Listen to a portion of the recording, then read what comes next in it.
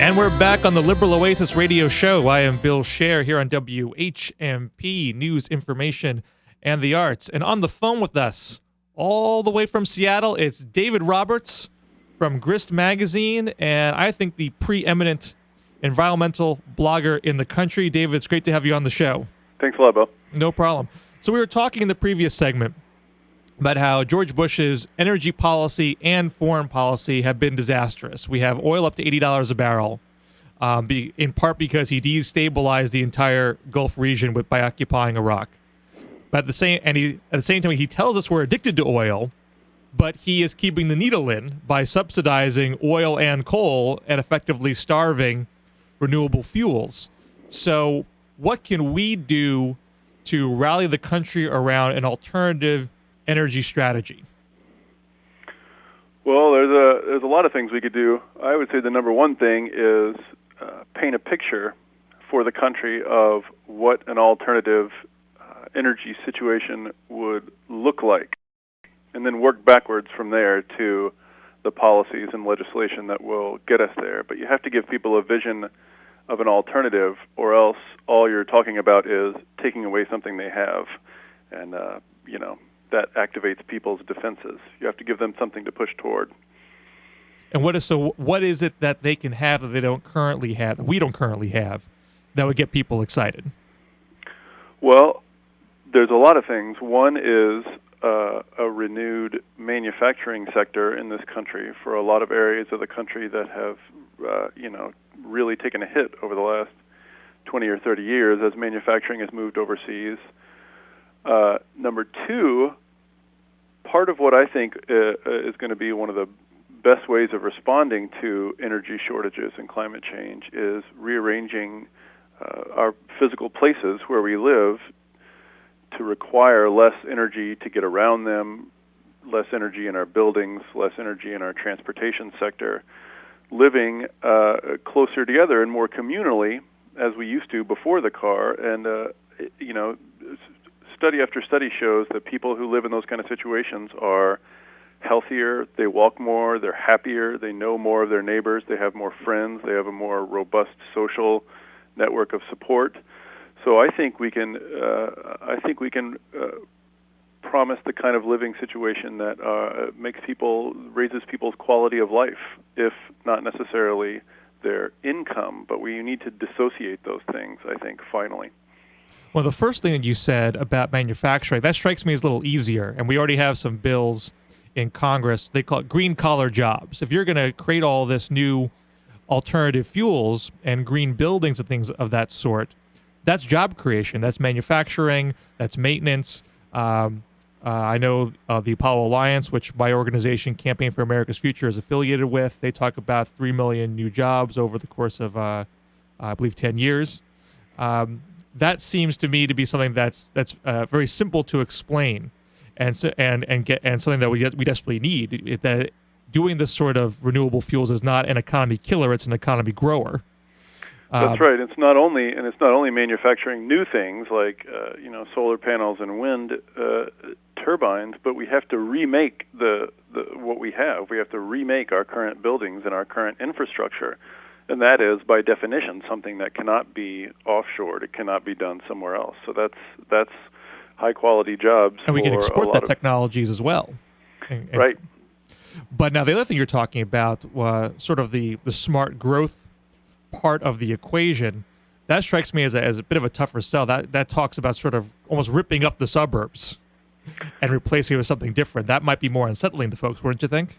Well, it can be unsettling depending on how it's pitched, and it's also a much longer-term undertaking. That's not something you can really do with a couple of pieces of legislation. That's going to require mainly local and county level, state level action. So, I mean, I think what you need there more than anything else is just some success stories, some examples. Find communities that have renewed themselves and are thriving, and have vibrant street culture, and just point to them. There's nothing like examples. Well, I don't know if you've ever been to our fair Northampton, Massachusetts, but I would argue that fits the mold of what you're talking about. Right. It's amazing how few places there are, and the hunger for them.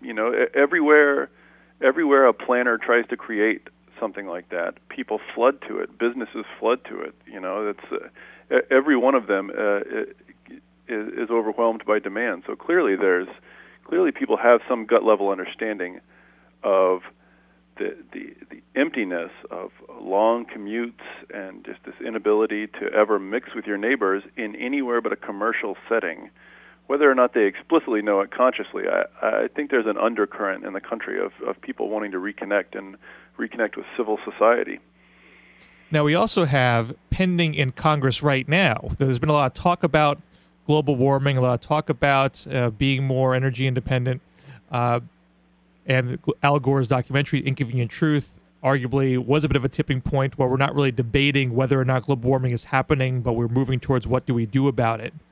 But there doesn't seem to be a lot of awareness that there is action happening in Washington right now, and if the people aren't focused on it and communicating with the representatives, that means you're ceding the debate to a lot of dirty fossil fuel special interests.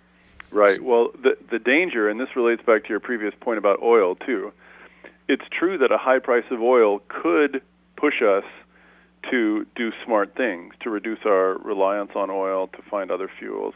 And it's also true that global warming could push us to do smart things. But it's equally possible that our reaction to the high price of oil or to global warming could be counterproductive and could exacerbate problems and could make things worse. So it's not enough for these things. There is no silver bullet. It's not enough for these problems to exist. People have to remain engaged. So to your silver bullet point, this is one thing that's always frustrated me with the environmental movement, quite frankly, or maybe just environmentalism in general. We tend to get bogged down in what's the single best option, when in fact we need a mix of these things. And how can we avoid getting bogged down in this sort of internecine warfare with ourselves? Well, part of that is a cultural thing, among progressives generally, but I would trace the blame for that back to government. And this is sort of a larger point.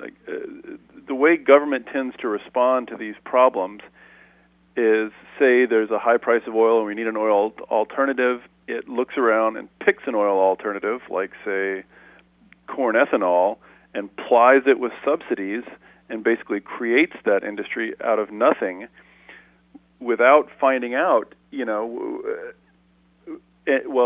if there's anything we learned from the 20th century is that large government bureaucracies are not particularly adept at picking the best solutions to our problems, particularly our energy problems. So a preferable way to go about it would just be to set standards and benchmarks. Say we need a fuel that has low CO2 output and can get us around, and just let the market figure out the best way to meet those standards, the best way to meet those benchmarks. It might be by demand reduction. It might be by changing around where we live and how we get around. It might be just coming up with a new liquid fuel. It might be shifting cars to electricity. But the government should not be picking which of those is the best option and then artificially creating a market for it with subsidies. That's why environmentalists end up in these arguments, because if government's going to send billions of dollars to one solution or another, it becomes very, very pressing for us to figure out which of those solutions is better. Whereas if government just says, here's the standards that whatever the solution is has to meet, then you can have a bunch of different people, entrepreneurs and thinkers, battling it out and figuring out the best solution. And that way you don't have that immense pressure to figure out the solution beforehand. You let the power of the market work it out. So now, I thought coal and oil were thriving in our glorious free market. Well, if there's one illusion I wish I could dispel among the public, it's that anything around our energy situation in America resembles a free market in any way.